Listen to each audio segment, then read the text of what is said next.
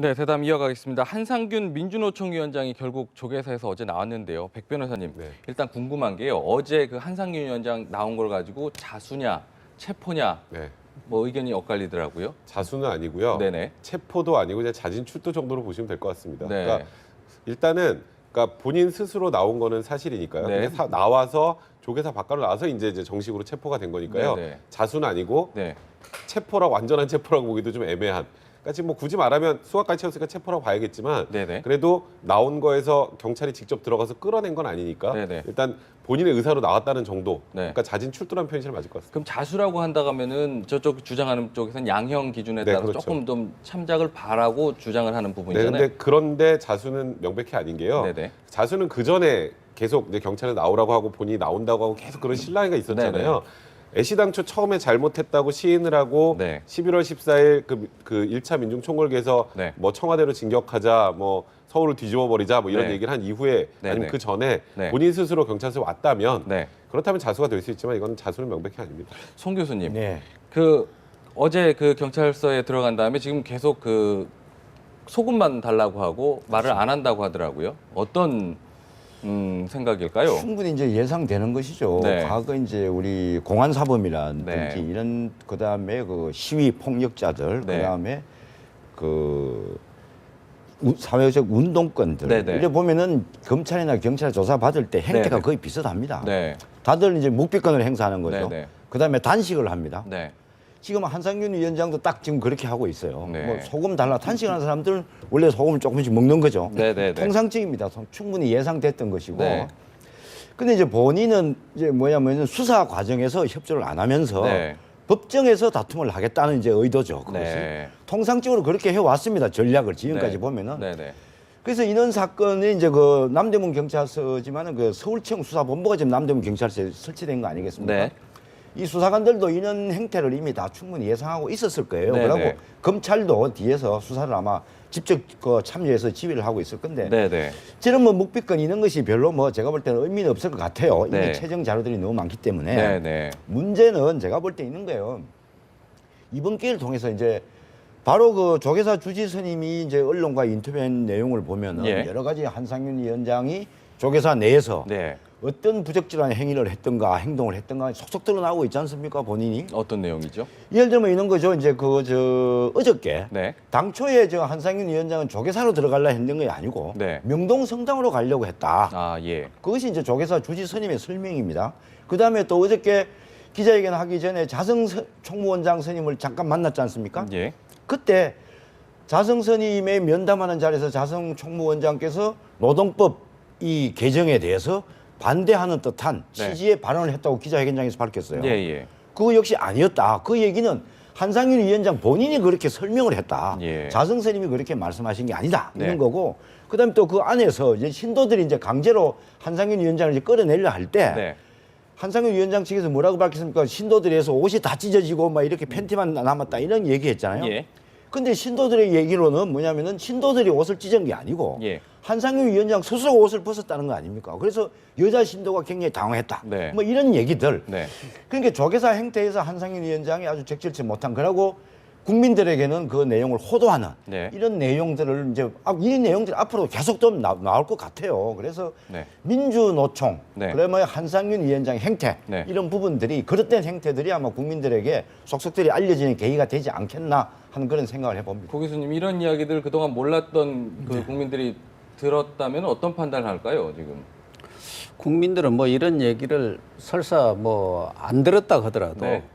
지난 14일 그 과격 폭력 시위랄까 예, 예. 이런 상황을 보면서 네. 민노총에 대한 인식을 뭐 180도 바꾸지 않았겠느냐 네, 네. 그런 생각합니다. 그래서 이번에 뭐 한상균 위원장이 나오면서 예. 여러 가지 퍼포먼스, 네. 뭐 정치적 이슈 그런 그 메이킹을 했는데 예. 그것이 일시적으로 뭐 자기들을 어떤 존재감을 과시할 수는 있지만 예. 민노총 그동안 사실은 민노총 말고도 우리 사회의 과격 폭력 시위를 뭐 선도해 온 뭐 어떤 기관이랄까 그런 게 통진당, 네. 그다음에 전교조, 네. 이 민노총인데 사실상 통진당은 해산됐고 전교조도 불법화되고 지금 민노총이 남아 있었는데 네, 지난 14일 지난달 14일 그런 과격 폭력 시위를 보면서 과거 같으면 공중파만 있을 때는 좀 편집을 하지 않습니까? 그래서 예. 양쪽에 균형 있게 이렇게 보도를 해주니까 그 진상을 잘 몰랐었는데 지난번에는 뭐 종편이라든가요 연합 뉴스도 마찬가지지만 생생하게 현장을 중계하면서 예. 그 과격성 폭력성에 대한 국민들의 인식이 완전히 바뀌었어요. 예. 어쨌든 5일 그 평화적 시위를 하면서 좀 착한 시위 코스프레를 했는데 했는데도 불구하고 앞으로 그런 시위 문화 전반이 바뀌는 하나의 어떤 결정적인 계기를 마련해줬고 민노총에 대한 그런 그 입지 이 부분도 많이 줄였다고 봅니다. 또 하나는 조계사 측에서도 곧 어떤 그 지침, 네. 뭐 그런 범죄자 도피할 경우 어떻게 할 거냐 그런 지침이라든가 예, 이런 예. 부분 또 한상균 위원장 사태 같은 것이 재발될 경우에 그런 지침도 발표한다고 하는데 예, 예. 이제는 네. 뭐 조계사든 명동이든 이런 시위꾼들의 어떤 도피처, 피난처가 될 수가 없다는 것이 이번 사건으로 해서 아마 거의 종료가 되는 것 아닌가. 예. 그런 차원에서 본다면은 민노총도 뭐 아까도 얘기를 했습니다만은 시대의 변화에 맞게 예. 뭐 헌법에 집회 결사 다 시위 보장이 되어 있기 때문에 그건 주장하는 것 자체를 뭐 누가 막을 수는 없는 겁니다. 예, 예. 노동 상권이 다 보장돼 있어. 그러니까 네. 평화적으로 자신들의 주장을 얼마든지 시위를 해서도 뭐 밝힐 수도 있고 뭐 기자회견에서 밝힐 수도 있고 예. 지난번 노사정 그런 밥상을 차려놨지 않습니까? 그런 걸 밥상을 차버리고 나와서 이 폭력 시위를 하니까 문제거든요. 네. 그러니까 이번의 경우도 보면은 저 사람들이 뭘 주장하는지 국민들은 몰라요. 그냥 뭐 폭력 시위다, 뭐 한상균을 잡아가느냐 마느냐 이것만 머릿속에 있고 네. 그런 거지. 아, 저 사람들이 뭘 위해서 투쟁을 하는지 정말 노동법 관계법 중에 뭐가 정말 문제가 되는지에 대한 예. 그런 설명이 본질은 날아가 버린 거거든요. 네네. 그렇기 때문에 이제는 본질 투쟁에 본질을 노동자의 그런 권익 개선이라든가 뭐 근로조건 개선 네. 그런 부분에 대해서 이제 본격적으로 그런 투쟁 방법도 바꾸고 네. 그 내용도 바꿔가지고 네, 예. 민노총도 건전한 예. 노동단체로 거듭나는 것이 바람직하지 않나 그런 생각이 듭니다. 지금 실제로 이렇게 막 이렇게 폭력적인 모습을 보다 보면은 말씀하시면은 본질적인 그 주제라든지 네. 전달하고 싶은 부분이 많이 약해지잖아요. 분말이 전도되죠. 네. 그리고 사실은 전도되어 왔죠. 네. 왜냐하면 민노총의 뭐 위원장이 저 정도로 투쟁을 할 때는 뭔가 목소리 메시지가 있었어야 되는데 네. 사실은 뭐 굶었다 싸웠다 조계조상에 들어갔다 이런 거에 어떤 것을 얘기하고 싶은지 네. 가장 중요한 노동개혁에 대한 메시지가 너무 약했다는 생각이 들고요. 네. 민주노총이 뭐 본인들이 얘기하고 있는 바는 분명히 있을지 모르지만 사실은 3년 동안 불법 시위의 80% 이상을 민노총이 지금 주도했다고 하니까 네. 지금 이 정도가 되면은 조금 약한 거 문제가 있는 거죠. 왜냐하면 네.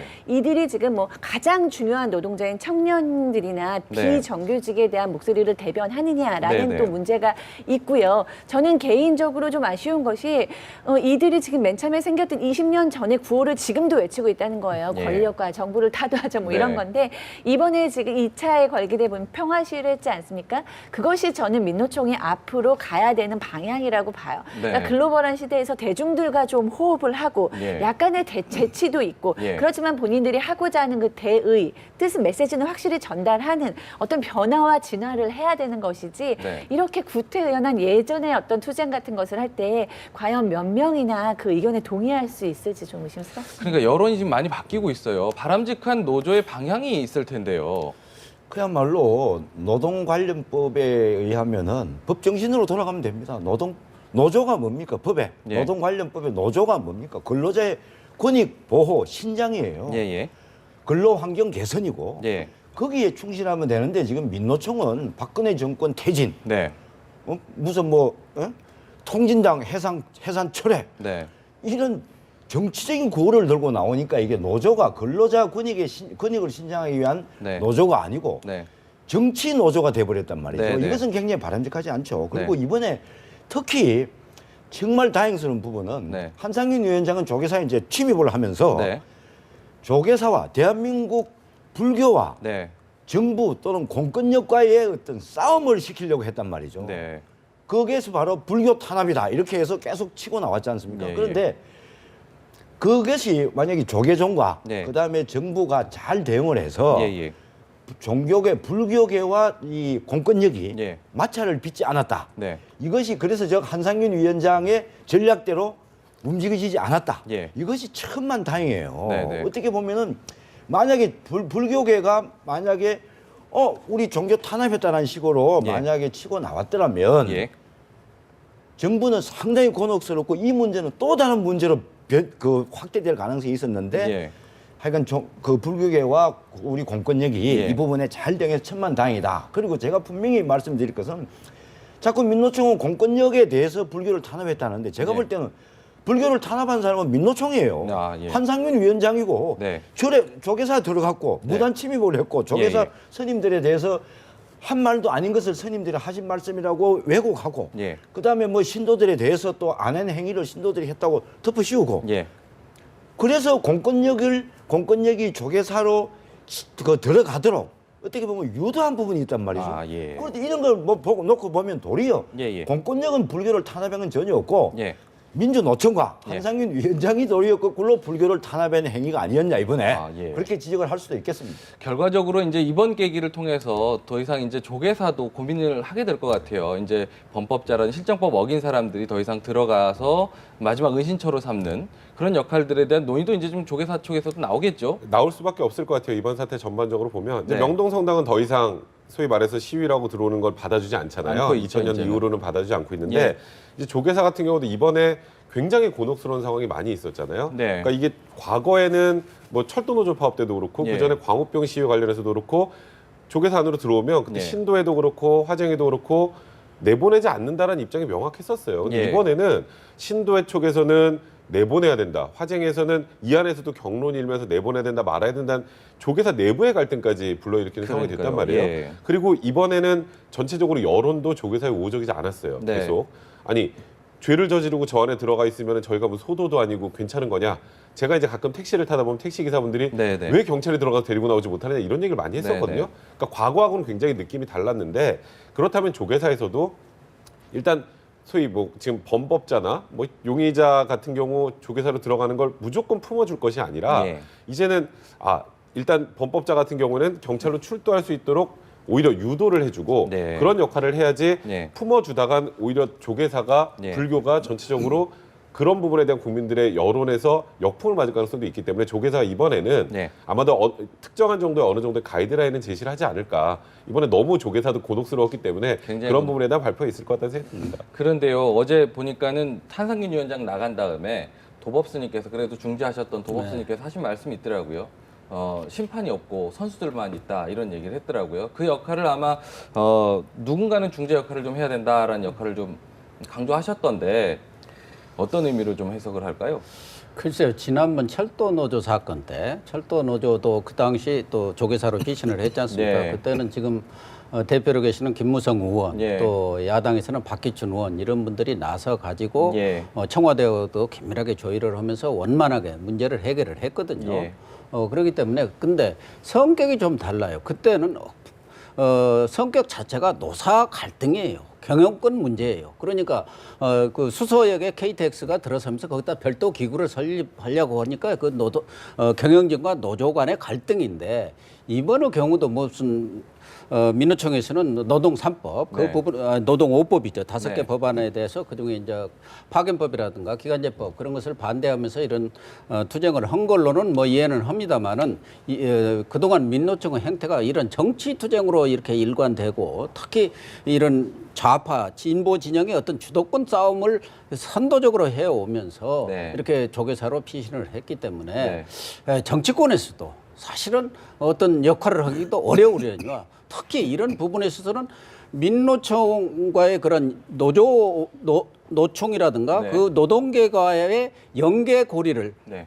하기 위해서 이용득 최고위원이란 말이에요. 민노총 출신 이용득 최고위원이 지금 새정년에 와 있습니다. 예, 예. 그럼 그런 분들이 나서서 역할을 해야 하거든요. 예. 근데 그분도 손 놓고 있어서 뭐 이번에 무슨 역할을 했다는 얘기를 들은 바도 없고 정책연대를 하고 있지 않습니까? 예. 야당과에. 예, 예. 또 하나는 야당이 네. 사실은 역할을 해야 하는데 네.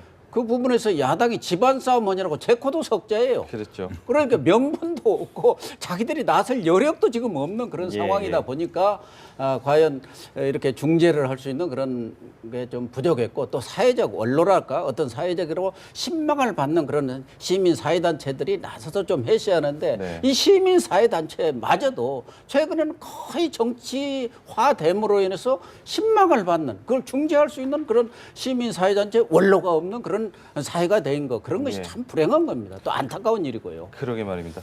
이번 주제와 관련해서는 여기서 이야기 마무리하겠습니다.